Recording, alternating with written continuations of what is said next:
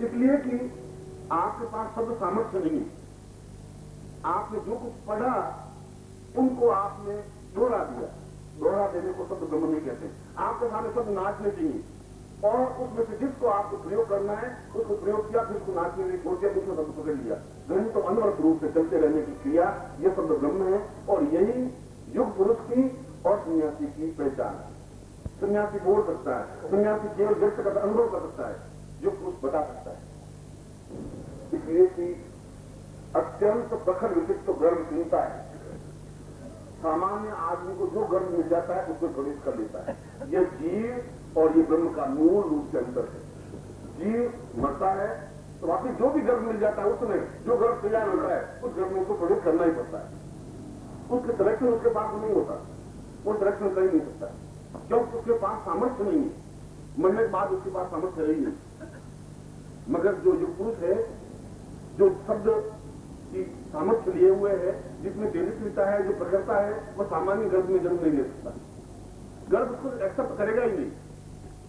उसके लिए वह उस गर्भ को चुनेगा जो गर्भ सामर्थ्यवान होगा, क्षमतावान होगा। हो सकता है उसको 10 साल लग जाए उस गर्भ को चुनने में, 20 साल लग जाए, 25 साल लग जाए। महावीर को गर्भ चुनने में 250 साल लगा। कृष्ण ने भी वापिस जन्म दिया, हो सकता है उनको काफी जन्म। राम के बाद सीधे कृष्ण ने जन्म दिया। त्रेता युग के बाद द्वापर युग में आकर जन्म लेना पड़ा। और गीता में कहा अहम राम ही बता, मैं राम हूं। आप गीता पढ़िए, 10वें अध्याय में साफ लिखा, मैं राम हूं। अगर योद्धाओं में धनुर्धर है तो मैं राम धनुर्धर हूं। गर्भ को वासुदेव की गर्भ में बिल्कुल वह तेजस्वी, उसको गर्भ में एक्सेप्ट हुआ। प्रत्येक जीव उस गर्भ का चयन नहीं कर सकता। और इस प्रकार का गर्भ लेने वाला व्यक्ति अगर आता है तो कोई आवश्यक नहीं वो रोए, और अगर नहीं रोते तो घर वाले बहुत चिंतित हो जाते हैं।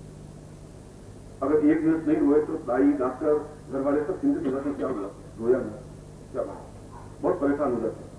क्योंकि नहीं रोने का तात्पर्य समाप्त हो जाएगा, खत्म हो जाएगा, यह कुछ जीव है ही नहीं, क्या है। और ज्वाइन पर रोने लगता है तो सांस आदमी जिंदा है, बिल्कुल सही। मगर जो पुरुष की पहचान ये है कि वो घंटे, 2 घंटे, 3 घंटे, 5 घंटे नहीं रोता। एहसास हो जाता है कि ये ब्रह्म, ये जीव कुछ और, ये पहचान। हमारी सूक्ष्म दृष्टि तो अलग है, मगर स्थूल दृष्टि की पहचान ये साधना संपन्न है तो उसकी सबसे बड़ी विशेषता यह है कि हो सकता है मृत्यु को प्राप्त हो जाए, हो सकता है अमृत्यु को प्राप्त हो जाए। उसके सामने दोनों विकल्प हैं। आप उस दिव्य साधना को लेकर के, दिव्य दृष्टि को लेने के बाद आप कहां फलक पे जाते हैं, कितने साल तक इस शब्द ब्रह्म के माध्यम से जिंदा रहना चाहते हैं, वो आपके माध्यम से। मृत्यु आपका वर्णन नहीं कर सकता, मृत्यु में इतनी हिम्मत नहीं, इतनी क्षमता नहीं है। और अगर मृत्यु को प्राप्त होते हैं तो गर्भ चुनने की आपके पास सामर्थ्य है। 2 दिन बाद, 10 दिन बाद, 2 महीने बाद, 200 साल बाद, ये आपके हाथ में है। आपको वही गर्भ मिले जिस गर्भ में वापिस तेजस्विता पैदा हो सके। राम की मृत्यु तो हुई सदियों में डूबने से, मगर उनको गर्भ चुनने में पूरा एक युग लग गया। कृष्ण जैसा युग पुरुष ये नहीं कहता मैं राम हूं, ऐसा नहीं कहता, इतना झूठ नहीं बोलते वो, इतना सत्य आचरण नहीं करते वो। उन्होंने कहा कि मैं और कोई नहीं हूं, मैं तो राम हूं। गीता में स्वयं उसने कहा, ये सत्य है। मैं इस दिव्य साधना जो आपको मैं दिव्य साधना देने जा रहा हूं, मैं इसका एक सिम्टम समझा रहा हूं कि दिव्य साधना, शास्त्रीय प्रमाण यह है कि दिव्य साधना केवल सन्यासी को ही दी जा सकती है। और सन्यासी जो छोड़ सके, त्याग कर सके, त्याग करने की क्रिया होनी चाहिए। और त्याग वह होगा जब उसके पास कोई चीज होगी तो त्याग करेगा, जब है ही नहीं तो त्याग करेगा ही क्या।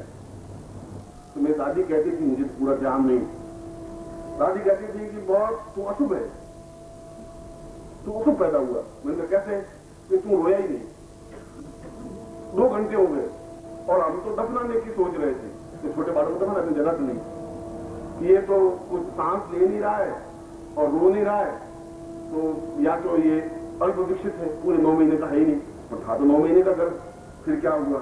और ये कैसी बहू घर में आ गई, ये तो बेटा ही रो ही नहीं रहा है, और बड़ा सुई चुभ गई, ये तो रो ही नहीं। फिर 2.5 घंटे बाद रोए तो दादी को सांस आया कि नहीं, अब जिंदा रह गए, अब जिंदा रह गए। कहीं घबराने की जरूरत नहीं। आपको दुख हो ही नहीं सकता, वेदना नहीं हो सकती, फिर आपको परेशानी नहीं आ सकती, फिर आपको किसी प्रकार डिफिकल्टी नहीं आ सकती। इस दिव्य साधना के बाद में कई परिवर्तन आएंगे आपके जीवन में। दिव्य साधना के बाद में आपके जीवन में एक आनंद का, ऊर्जा का प्रवाह पैदा होगा। एक एहसास होगा कि जैसे आप में एक अत्यंत मस्ती आ रही है, एक तरंग आ रही है, लहर आ रही है, बैठे 5-10 मिनट बहुत अपनी धुन में, अपनी चेतना में विविध दृश्य आपको दिखाई देंगे। ऐसा लगेगा जैसे आप कहीं थे। अब एकदम से धुंधलाहट में तो दिखाई नहीं देगा। पहली बार गांव की किसी व्यक्ति को लाके टीवी दिखाएं, टेलीविजन, तो उनको चित्र समझ में आएंगे नहीं। पर तो मैंने आपको दीक्षा दी थी,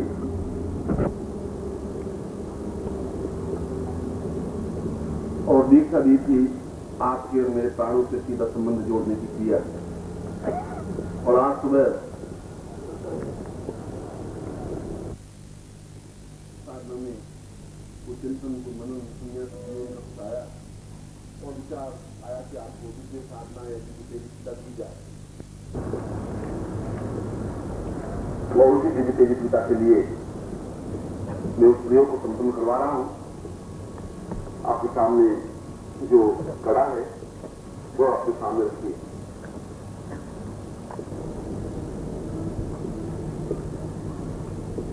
आज मैं दिव्य प्रयोग दे रहा हूं।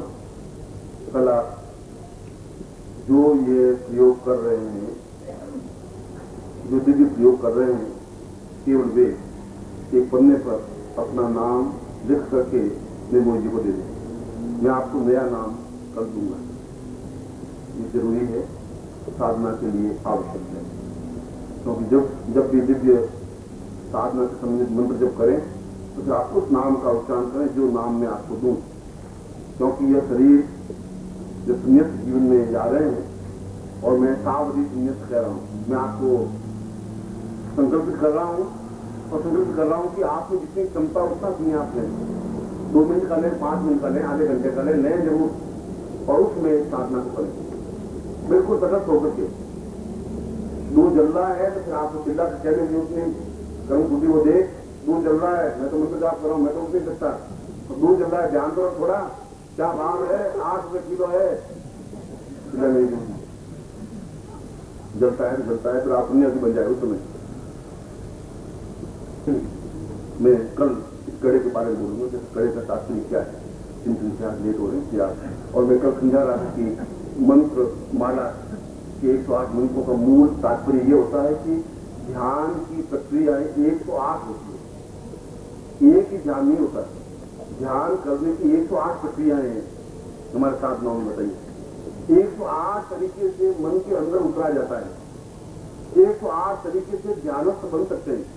और यह है कि किसी साइड से ध्यान से उतरे, वह ध्यान की चैनल है, और चैनल उतरते उतरे वापस उसी जगह पहुंच जाएंगे।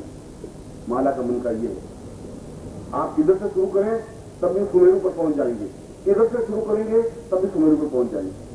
जहां आप स्टैंड कर रहे हैं वहां से ध्यान शुरू करें, और पूरा ध्यान समाप्त होने पर 108 शरीर के बिंदुओं को स्पर्श करेगी, और ध्यान की 108 प्रक्रियाओं के बाद ठीक आप उसी जगह आएंगे, चेतन हो जाएंगे।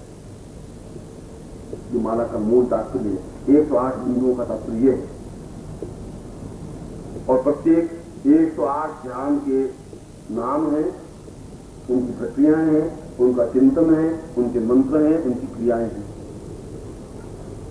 मैं सोचता हूं कभी उन 108 ध्यान प्रक्रियाओं पर पूरी एक पुस्तक लिखी जानी चाहिए। कभी शुरू समय से